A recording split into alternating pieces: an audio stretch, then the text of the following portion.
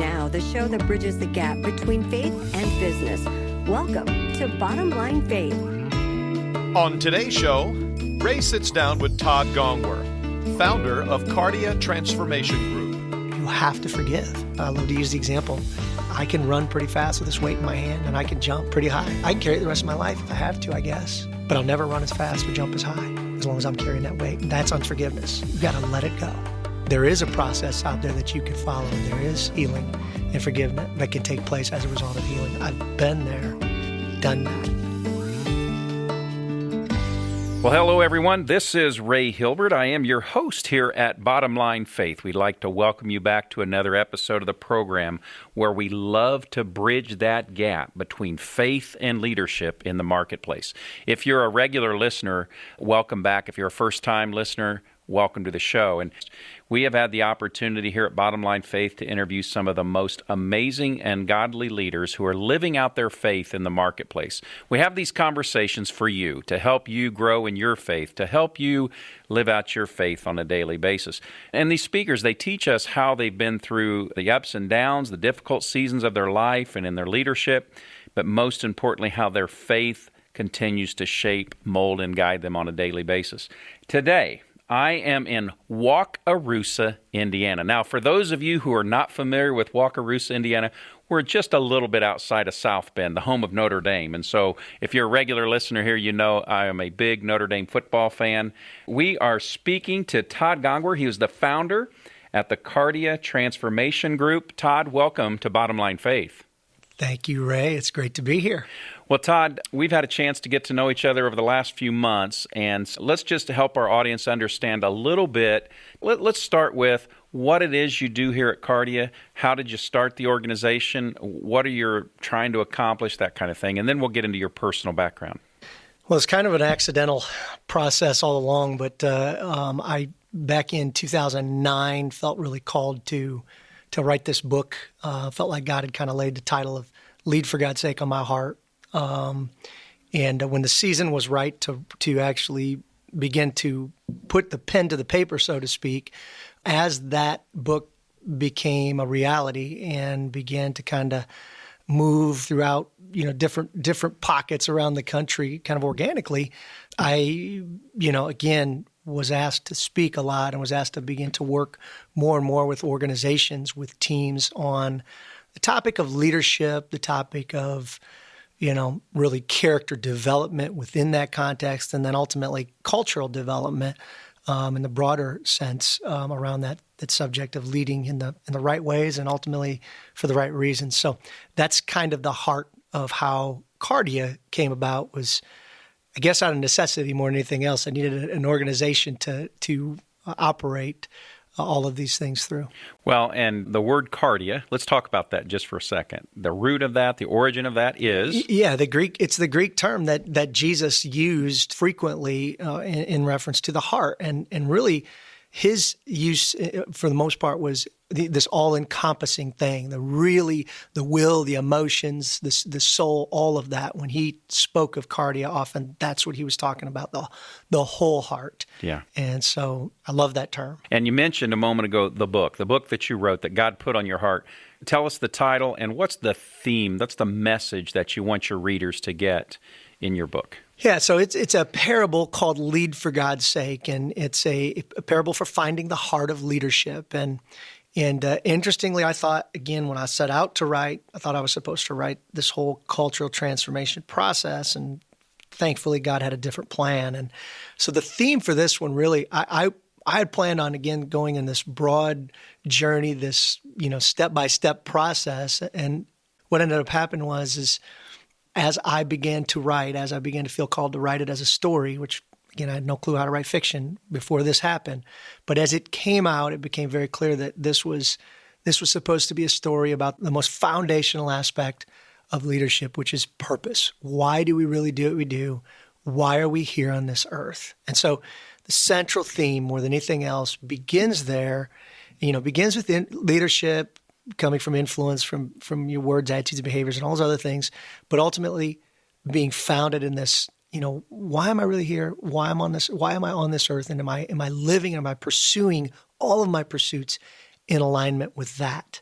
The other thing I will tell you really quick is, again, when people ask me about it, it's about pursuits, and pursuits that all of us battle. We all are pursuing something in this life. Right. The challenge is, can we stay focused on pursuing the great things in life and not at the expense of the best things in life? Yeah.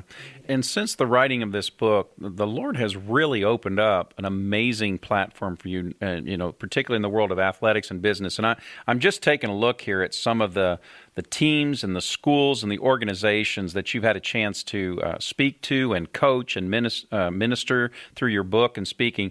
Just a partial list: Ohio State, Oklahoma, Baylor, Virginia, Ole Miss, Clemson, UCLA, Indiana, Michigan State, Mississippi State, Notre Dame, on and on and on. And then, of course, professional teams: Kansas City Royals, Pittsburgh Pirates, the Indianapolis Colts. In business: Home Depot, Farm Bureau, Thrivent Financial, Tyson Foods, Chick-fil-A, on and on. How did you get into this, speaking into this? So your background, you were not like a corporate trainer. You walk us through, prior to writing the book, what you did professionally, and then how has this journey been for you to now have this amazing platform that God's opened up? Yeah, it's such a cool, I think that's a really cool part of the story is, for years and years and years, all I really ever wanted to be was a coach, a basketball coach. In fact, when I was probably 14 or 15, that was my main goal in life. I was going to become this big time, Final Four college basketball coach. And I had the opportunity at a young age to become an assistant basketball coach at the NAIA level, Bethel College. And then that was all through the 90s. At the same time, I grew up as a part of a family business. And when you're assistant coach at the NAIA level, you typically keep your day job. Yeah. So the cool thing for me is I had to do that. I had to do both. I had to run parallel in both those worlds for 11, 12 years. And now it wasn't a good thing for my balance. Thankfully, I kind of opened my eyes to where it was a big part of the story and me learning the hard way of getting out of balance. But the equipping part of that God's plan is to really give me a cool perspective in both the sports world and the business world at the same time for a long time. From that, when I really felt called to walk away from the sports world in early 2000, from that point I was brought into a large organization by the CEO that really had a heart change and wanted to see a cultural change. And again, this was one of those things where I had been obsessively studying the subject. I'd been writing on the topic of leadership and cultural transformation a lot, and applying those things in both my teams that I was influencing in sports and my teams in business. And now this was a chance to take it kind of to another level and really flesh those things out and come up with new opportunities. And as I did that, that was about there was a 3-year period with this company, which was a private equity owned company. Eventually was bought by our largest competitor, which was a public company. And so for another couple of years there, that was kind of the opportunity to really, solidify a lot of these philosophies that I felt God had laid on my heart, which again led to Todd write this book, which I didn't have a clue what I was doing. And we did that. Again, didn't plan on writing it as a fiction. That was got a different plan, thankfully. Wrote it as a fiction. And as it started going out, again, I self-published it at first. And so it really wasn't it was a word-of-mouth thing. People just began to hand it out. And as more and more people began to read it, began to give more copies for their teams, more and more people began to come to me going, hey, we want you to come in and talk to our teams. We want you to work with our teams. And again, both in the business and sports world. So kind of an accidental author and an accidental founder of this company, both ways, and an accidental speaker in a lot of ways too. So. Well, accident maybe in your mind, but God, no surprises there, right? Absolutely. He didn't wake up and hit himself in the forehead and say, how did this come about, right? Yes. So take me back. What was the very first speaking opportunity you were given that it was like, oh my gosh, I'm going to go speak to, and it like blew you away that you found out that's where you were going? Do you remember who that or where that was? Oh, man. I'm trying to think. I know the Final Four, which was back in 2012, spring of 2012. Yeah. Was a pretty, I spoke to, I can remember sitting on stage. They actually did a panel where Ernie Johnson hosted the event, and Tony Bennett and Buzz Williams and a number of other pretty successful coaches were on stage all talking about my book. And, I can remember sitting there with those guys looking out at, I remember like Johnny Dawkins and like a bunch of my childhood heroes, some of, that are coaches now that were in the audience and thinking, wow, this is crazy that I'm not supposed to be. I felt a little bit like an imposter. I was like, I don't know that I should be up here, but it was that was a cool experience. And then all the teams have been great. I mean, obviously Clemson and Virginia and like those teams have been great. But the other one, it was a really cool one. I did an event where it was John Maxwell and I were the two, we're both speaking. And so it was cool a little intimidating, obviously, to speak with him sitting on the front row, listening to me. So that was kind of cool too, because obviously I've read a ton of his stuff. So God's brought you down this amazing journey. We learned a little bit about your corporate background, learned a little bit about what led you to write the book. I'd like to now transition our conversation to really the heartbeat of what you're about, is leadership. So as you get a chance, you're talking in athletic settings, you're talking in business settings. What do you see as the bridge in the world of athletics and the world of business? What's common around the issues of leadership? And then are there any distinctives that come to mind? Because our audience, primarily business leaders that check out the program here at Bottom Line Faith. But what are some of the commonalities in leadership? Or maybe there are no differences. I don't know. Just kind of talk to us a little bit. You're in the sports world. You're in the business world. What are you seeing? People. That's the biggest commonality, obviously. Yeah. No, I think, leadership is and again, I'll go back to my days, even as a coach and in the business world. Probably about 1995, I went on an obsessive journey to read, my goal back then was to read 500 leadership books. Okay. And I did that, again, I tell people all the time, out of necessity more than anything else, because I saw the common thread. The thread of, okay, here we are as a group of people, and every single person in here has an influence. Some of them understand that they have that influence and value that influence. Some of them have no clue to the extent to which they have the opportunities to influence. And yet they're all influencing. And how do you broaden that reach of influence within an organization? Same thing with a team. You got a freshman that comes in, or a red shirt, or somebody that's injured. And again, their tendency is to go, well, I'm not a leader. I'm not really a leader, and they underestimate, as a result of that, they underestimate the impact that they can have. And the great teams, and especially now as I can look back on my journey and working with some of the greatest teams, some of the most successful teams in athletics especially, they got it from top to bottom. They got it that this leadership thing applies to all of us. And the sooner we can all grasp the role we play, the fact that we all have an opportunity to influence with our words, attitudes, and behaviors and shape our culture in some way, shape, or form, the sooner we're going to pull together and become that team that we're striving to be. So I see that's so applicable, whether it's from the CEO to the line worker or everybody has a role in it. And man, we need to start there first and foremost, I think, as much as anything else. So what are some of the traits that as you study, you've read hundreds of books, as you just described. You're talking and working with some of the best athletic programs at a college level, professional level, top corporations. What are some of the traits that you're seeing or that you have learned that are always consistent with the top and best leaders? Well, for me personally, I think there's and I'm going to talk about, I believe, the best of the best. Now, success is in the eye of the beholder. Yeah, you have to define it. Right. And there are a number of ways to be successful as our culture defines it. So I'm going to kind of give you a little bit of a preface my thing with, I define success done in a way that brings not just happiness, but joy and peace. Mm-hmm. And it's deeper. It's about relationships. It's about what we've accomplished together. It's not a self-centered thing. It's an other-centered thing. And when I start there, I will go to, and again, we can talk about, because it's recent, Clemson is a perfect example. When you listen to Dabo Swinney and you've had the opportunity to be around him, spend time with him and watch him with his coaches, watch him with his players and interact with those guys. And there's a deep sense of peace and joy that he carries. Now, you and I know this is a faith-based podcast. You and I know where that comes from. Yeah. He knows ultimately where that's from. He has that. And again, I believe that that's a separator.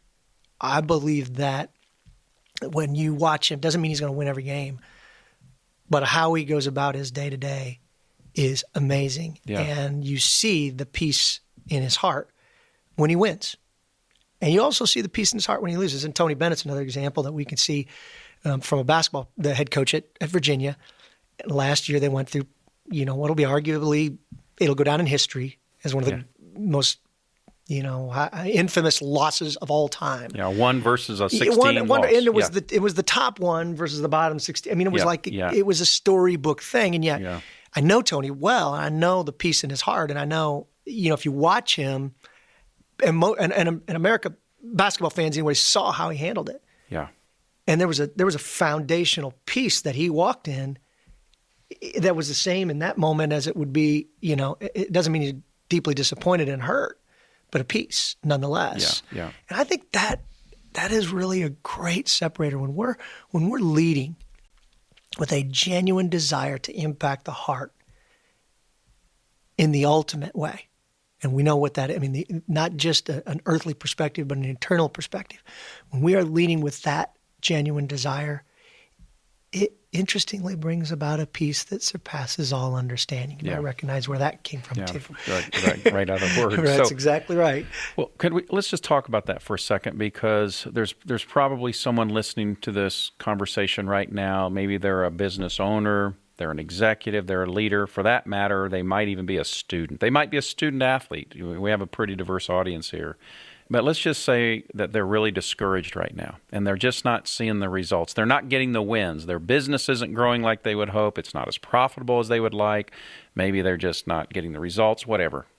What encouragement would you have for them as a leader through the Word of God? What encouragement would you have for them as they're listening to this conversation?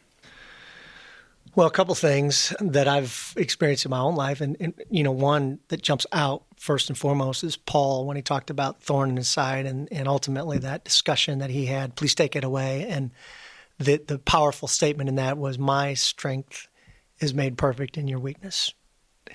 That's such a hard thing for us to grasp, but ultimately God is in control. His ways are higher than our ways. And, often there are seasons, I believe, where he wants to allow us to go through those times where we truly understand how much greater his strength is when we can come to grips with our own weakness. And that's not always fun.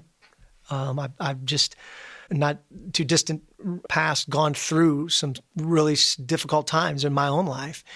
And I know that was one thing that I really had to cling to during that time and remind myself that, you know what, Todd, you're going through health problems or financial problems or relational problems around you. His grace, I mean, he's there for you. His grace is enough, and his strength is made perfect in your weakness. I think that's a huge one and been a big encouragement to me. I think another one that I always talk about, Philippians. I love Philippians, but Philippians 4 through 13, not just Philippians 13. We love every athlete, every leader. All things. Everybody has that on their shoe because they think it's going to help them get a touchdown. I always say, look, you make sure you understand the full context of what that's talking about. Yeah. Because when you back up, and even going back all the way to verse 4, Paul talks about being joyful in everything. He talks about be anxious for nothing and everything. And then he talks about thanksgiving, being thankful. And then he talks about the peace of God, which passes all understanding. If you're heading that direction, you're going to experience that peace. Then he goes into contentment. And he goes, I've learned the secret. I've learned what it means to have a lot and have nothing. And I've found it right there. I mean, it's him. And then through all things, I can do all things through Christ who strengthens me. I mean, like, that's the culmination. But make sure you read the backstory. There was a process to get there, right? Because he was talking about contentment and not just, this is going to help me. There's not a slam on, that scripture's powerful and we should use it. But I always encourage people, man, what was he really talking about? And that was an encouragement to me in tough times. I hope that's encouraging. That's fantastic. And as I'm listening to that, it even reminds me so often one of the other most quoted things we hear is out of Jeremiah, for I know the plans I have for you, plans for a hope and a future, for prospering and not to harm. And those, but we forget to read the context that he is speaking to the Israelites when they're in captivity and bondage. Yeah. It's not a winning season, so to speak. They're 0-16. Yeah. And they're holding on to God's promise. And that's what you're talking about. Is, I can do all things through Christ, but there's thanksgiving and there's patience and ups and downs and all that, right? And even in that scripture that he says, you'll find me when you seek me. Yeah. And you seek me with all of your heart. All your heart. And it's such again, where are we with that, especially today? Yeah. Where are we with that? I mean, that's a challenge for all of us. Yeah. So, yeah. good stuff. So, Todd, if someone wants to learn more about you, your organization, get a copy of your book, Lead for God's Sake, what's the best way for someone to find you? Well, you can visit the website, obviously. It's cardiatg.com, which is, again, it's KARDIATG.com, Cardia Transformation Group. That one, will direct you to almost any place. The book you can get, it's in most bookstores throughout the country, so you can get it almost anywhere. Again, it's Lead for God's Sake, and it has I've got a book website for that too that you can find stuff. And of course, Twitter and Facebook and LinkedIn. There's not a lot of Todd Gongwers out there, so if you just look up that name, you'll find me on most of those social media platforms too. Yeah. So Todd, I want to just vicariously live through your eyes for just a moment. Let's just imagine that recently you've spoken, like I said, Clemson, Oklahoma, some of these different schools and programs. But as you are in front of these young leaders, these young, amazing, high-capacity human beings, what are some of the challenges that you're seeing? I know you talk a lot about like digital and social media and some of those things, but maybe we'll talk about that. But what are some of the challenges you see facing our young, emerging leaders? Well, one of the big ones right now, and I think this has to do with a broader cultural, I hate to call it a trend because I think this is just it's flows from human nature, but we are so inundated, and I think young people are seeing this a lot, and this is related to some of the digital media stuff that we can go into, but we're inundated with a world where people are responding to tough stuff. People are responding in a bitter, hate, anger-driven way in a lot of cases. And the issue of forgiveness, I believe, is just, we're leaving it behind. The issue of taking responsibility for your own contribution to issues, we're losing all of that. And because all of, again, the majority of digital media wants you to see the fight. And as they show the fight, they show the blame game. Nobody wants to take responsibility for anything. And nobody's talking about the root of that, which ultimately that blame game, that fight, in a lot of cases, there's so many valid issues at stake, and those issues are coming from a deep place of hurt. In any issue that you can see our broader culture dealing with, right? They're coming from a deep place of hurt where there was wrongs. But the answer to that we know is forgiveness. And for all of us, it's forgiveness.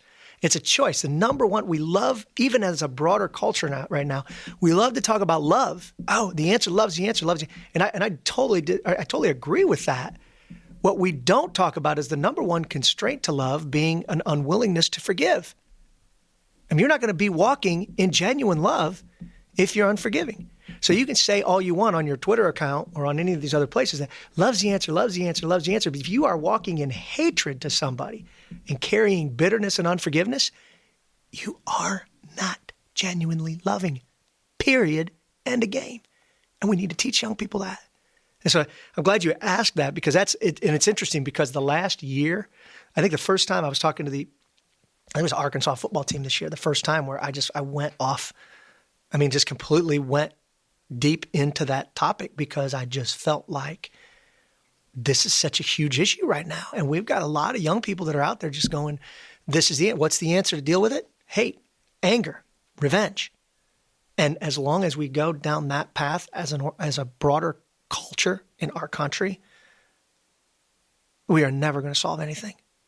And so, again, my challenge, whether I'm in high schools, colleges, wherever I'm at, and again, 80% of the time in public settings, I'm still challenging them. You have to forgive. It's the weight, and I love to use the example, carrying the weight. I can run pretty fast with this weight in my hand, and I can jump. pretty high. I can carry it the rest of my life if I have to, I guess. But I'll never run as fast or jump as high as long as I'm carrying that weight, because that's unforgiveness. You've got to let it go. You got to learn to let it. And that's a challenge. That's a process. We know as, we've all been hurt. But there is a process out there that you can follow, and there is healing and forgiveness that can take place as a result of healing. I've been there, done that, and it's a great need in our culture right now. Well, that is really powerful, and we know biblically why that is so critical and so sound. And yet, to your point, we live in a culture that's not real quick to go there. Social media, it's all about getting your voice out there. It's my voice, my brand, my image, my followers, and so forth. And forgiveness is letting go of what I'm trying to hold on to, right? Absolutely. It really is. So would you just speak a little bit more? I know you're passionate about this. You talk a lot about this, what young leaders are dealing with. You talked about forgiveness and so forth, but you're really passionate about the impact of digital and social media on our young people. Can you speak to that and share a little bit about that? Yeah, I think it's interesting because, again, I think as I said at the beginning, one of the reasons what I just spoke about is such a serious issue is because digital media now with the smartphone it's a 24/7 thing. It didn't used to be that way. There were when I was growing up, there were so many opportunities to be away. I mean, you still watch TV, you still watch movies, you still played video games, but it wasn't with you everywhere you went. Today, when a kid finishes a practice, for instance, the minute he gets into his locker or her locker, they check their cell phone. The minute they walk out of the locker room, they're looking down and they're in another conversation in another world somewhere else. And the real danger in that is what I like to, always talk to groups about is, every form of digital media has, driving it an agenda. It's either to monetize, desensitize, polarize, or politicize, and sometimes all four of those. And I think those really sum up. Now there's a lot more that are, that drive these platforms. But if you look at, again, especially social media, but video games, they all have to make money. And I get that. Unfortunately, what we've done is, and it's one of the guys that helped create Facebook has recently come out and confirmed this. One of the founders of the smartphone, or one of the guys developers of the smartphone, and one of the developers has an article where he talks about waking up in a cold sweat at night. Because he said, his comment, this is one of the guys that helped create the smartphone. He said, we were a bunch of 20-somethings in a room that didn't have any kids. And so when we decided to go to, take advantage of this social validation feedback loop that becomes very addictive because of the dopamine release, when we decided to do that, we were just thinking eyeballs.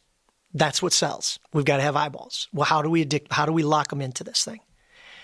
Now we're 30s and we have kids and we're seeing it firsthand and we're going, what did we bring to the world?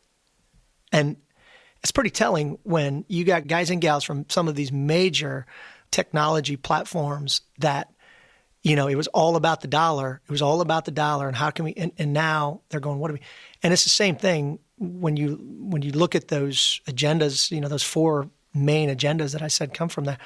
Hey, desensitizing you. We want you to think everybody's doing it and draw you into something a little more edgy. That's our human nature sometimes to be drawn to those things. Polarizing, fight. Everybody wants to see a fight. That's our human nature. And politicizing is the biggest fight going right now. But man, when will we wake up as a society and go, wait a minute, what are we doing to the next generation? Yeah. I mean, let's for a second, can we just pause and say, is it really worth the monetization this is causing for my platform, for my news, whatever it is? And like I said, when I'm speaking to young people today, I'm saying, listen, I'm not here to tell you how to think. I can't tell you what opinion to have one way. I have an agenda too. But what I am telling you is you'd be wise to learn what the agenda driving the platform is. Chick-fil-A has an agenda. It's very clear. It's up on their wall. And if you don't want any part of that agenda, then you see it. You don't expose yourself to going and eating that delicious food and getting that great service. The scary thing is most people don't know that Twitter has just as strong of an agenda, and so does Apple, and so does Facebook, and all you have to do is look behind the curtain to see who is really running these companies, who have they hired to really run the algorithms within these companies, what message do they want to be most prevalent. And so the thing I tell kids all the time, the thing that says trending in the USA today and what's news today is not necessarily what's trending to 330 million people. And it's not trending news to 330 million people. So just don't be deceived. Just know where the source, what the agenda driving the source is. They're trying to take you somewhere. You can tell, Ray, this one gets me. This is such a powerful thing happening to our society right now. And we've got to educate our young people. Absolutely. And we've got business leaders listening to this who have new emerging leaders coming into their company. What advice or encouragement could you give? I'm 53, so, let's say the old guys and gals like me, the 35 to 60-year-olds that are in those senior leadership in businesses. And how do we combat this? How can we be wise about this? Because minds are literally being captured. Absolutely. The same thing that I tell teams and coaches to do a lot. I advise in businesses. I say you create B zones, and what the message behind that is, we've never had more of an opportunity to not be where we are. So a B zone is an area in the organization, a boardroom where we say, you know what, there's no cell phones in here. We know you all have an important job, but for the next hour, you're going to sit in here and this assistant's out there or this person's out there that if there's an emergency and somebody needs contact, that they can contact them. But you don't need to be checking your phone for the next hour. And just let's be with each other. And even in creating social opportunities with the organization to build teamwork. Yeah. Again, creating B zones and B moments that, hey, you know what, in this particular dinner, let's put them away and let's be with each other. So I encourage organizations to do that. I also encourage them to talk about and begin to educate, like even what I just said there. With teams all the time, I tell the sports teams, I say you have to educate the kids and you have to educate the parents. With a lot of what I just, that's just a short, small version of it, but they need to know that. They need to know the social validation feedback loop is a human nature thing that can lead to a very, very addictive behavior that all of us, every person is wired with that desire for social validation. So we're not messing with something that just 10% of the population has a tendency that they could be in danger. Yeah, right. We're talking about 99%. All of us. Yeah. So, educating and some of those things I think is very important too. That is really, really fantastic. And I think that right there is a very practical takeaway. We've started doing this in our home with our kids. We're going to have conversation, all technology away from it and not allowed at the table, those kinds of things. We're here to connect. We're here to connect. And I think we have to be very diligent and very intentional about that. So I really appreciate you sharing that. And so tell us the website one more time, Todd. It's Kardia, KARDIATG.com. KardiaTG.com. Todd, we're in the home stretch of our conversation here. I kind of call this kind of the advice section. So this is always the last part of the conversation. So I'd love to hear, if you could think back, what's the best advice you were ever given and how's it impacted you today? That's a hard one for me to answer because I feel like so many books have impacted me so deeply. I think the advice, and I'll just go back to my upbringing and my parents, put Christ first in your life, and that advice came over the course of years, but was a consistent piece of advice. To me, that supersedes everything else. And if that's the foundation, everything else is secondary to that. Absolutely. So put Christ first. And then now I want you to go back to when you first started your company, first started your organization. What do you wish someone had told you about that first year of being in business? Oh, man. Let's see. That's a tough one. That's a tough one. I don't do it. No, I'm just kidding.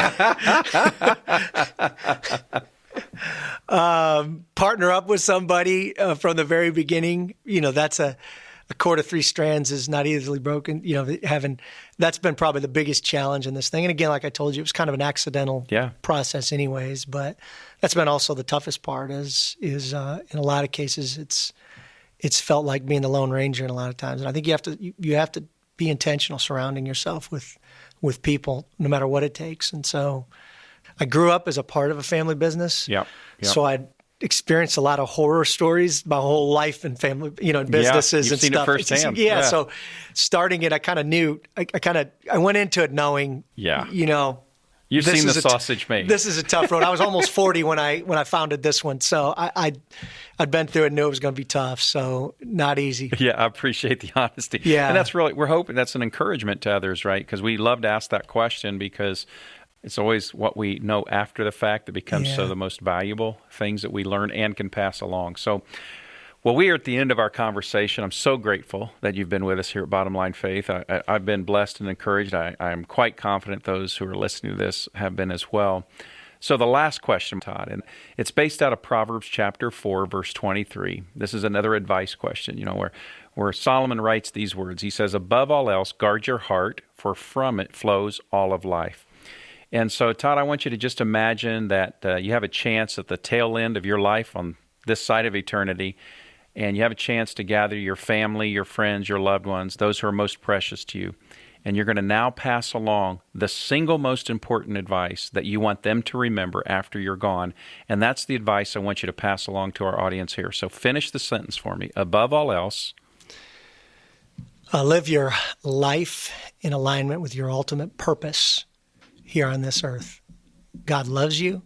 He made you for relationships. Don't ever pursue anything at the expense of those relationships, first with Him and then with others. That's solid. That's it. That's perfect. Thank you. I don't know what else I could add to that. Well, there's a lot to that. That's easier said than done, as we all know in our pursuits. But that one came to my mind. Yeah, that's good. Todd Gongwer, thank you for being our guest here at Bottom Line Faith. Right. Thank you for doing what you're doing, for sharing the messages that you share, and really, really appreciate the opportunity to be on with you today. Loved it. Had a blast with you. I did too. It's an honor. Well, folks, there's another episode of Bottom Line Faith, the program here where we love to bridge the gap between faith and leadership in the marketplace. We trust and pray that you've been encouraged by our conversation with Todd today. And hey, if it's the first time you've listened to the program, check out the website, bottomlinefaith.org. You can see dozens and dozens of interviews there featuring top CEOs and celebrities and athletes from around the country, where every time we just love to learn how their faith is impacting their leadership, just like the conversation today. And these are highest level leaders impacting culture for the gospel of Jesus Christ. If you're not a subscriber, we'd encourage you to become one on your iTunes, on the Google Play, Stitcher, all the podcast platforms. The number one thing you can do to help the program is give us a review. That's how we can increase our exposure and awareness of the program. The more of you who are out there talking about the program, the more people get exposed to it. So until next time, I am your host, Ray Hilbert, here at Bottom Line Faith, encouraging you to live out your faith each day in the marketplace. Bottom Line Faith is brought to you by Truth at Work. If you'd like to hear about new episodes or listen to past episodes, visit us online at bottomlinefaith.org. You can also subscribe to the show through Google Play and iTunes.